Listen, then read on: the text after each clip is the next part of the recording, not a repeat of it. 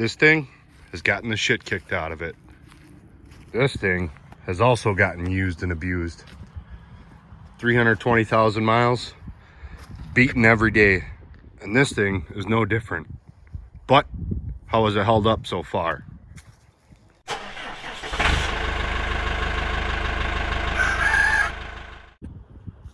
Today we're going to do a walk around and I'll give you my honest opinion on how this thing's actually held up so far. Right now we're at 126 hours. I got this one with the backhoe. No more. No need for it. We got a 0 turn. The heart and soul of this little thing. Yanmar 3-cylinder diesel. Gotta say, pretty reliable. Can't go wrong with Yanmar. They got them in the Deers. They got them and dozens of other tractors, hundreds of pieces of equipment, solid motor. Everything's pretty easy to access up here. Obviously, air filter, oil fill. You have your fuel return line. There's a filter on that there. Another oil fill.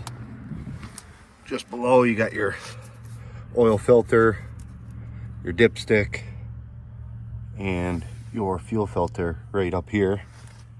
Underneath on the right side you'll find one of your hydraulic filters, and then just on the other side is the other hydraulic filter, that black one. It's a little hard to see in this, but it's right there. All pretty easy to change out.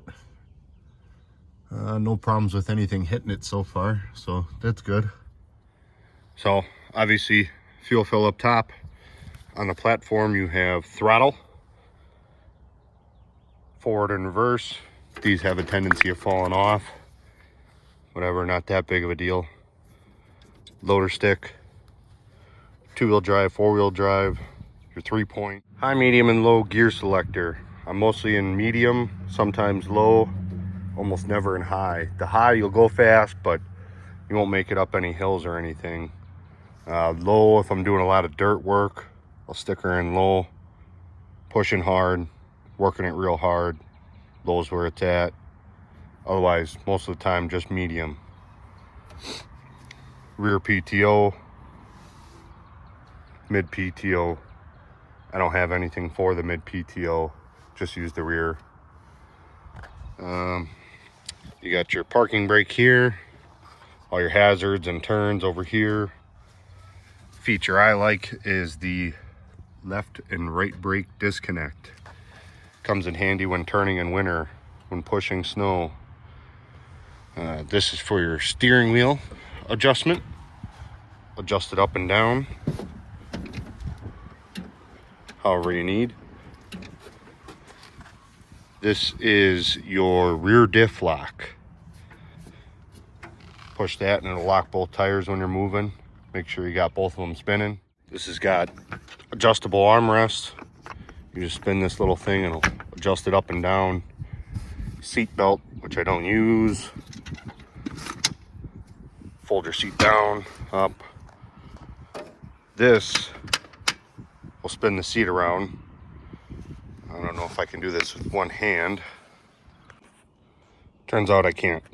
So you lift this lever up and you're able to spin the seat around.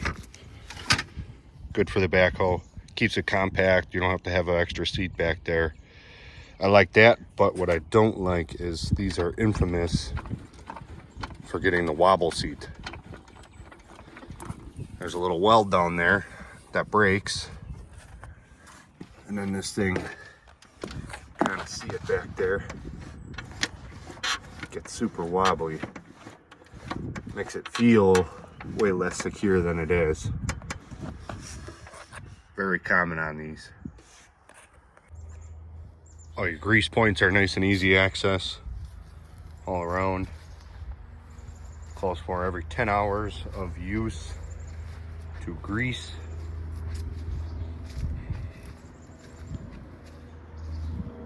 Backhoe grease. Main pivot. If you're in the market, I suggest getting the R14 tires. Best overall tire all around. Snow, mud, good on the grass, don't tear it up. Best tire out there. Reasons to buy. Number one, the cost. Way cheaper than John Deere, Kubota, all your main brands like that. Loader lift capacity is higher than Deere, Kubota, Massey, most of the other main brands like that as well. Fuel consumption, 25 horsepower, sips on gas, diesel I should say. I go through about 6 gallons every 8 to 12 hours depending on how hard I'm running it. Backhoe has plenty of power depending on the angle that you're digging at and everything. I've been able to lift the whole front end of the tractor up off the ground, trying to force the stump out before. Issues I've had, there's a hydraulic line tucked in down under here. It's a hard line, weld cracked on the hard line that bolts into the frame, and that started pissing hydraulic fluid, and that was at about 80 hours. And down here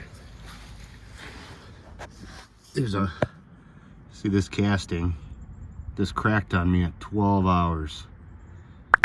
Kind of disappointing, but I just kind of threw it off as bad casting from the factory. It happens. Everything I looked up online, couldn't find it happening to anybody else.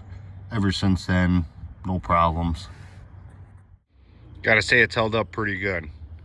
I like to use and abuse, break, and destroy everything I own. And I'm pretty good at it, if I do say so myself. And so far, this thing has held up pretty good. 125 hours, we'll see what she does at 250. But so far, I would definitely buy another LS.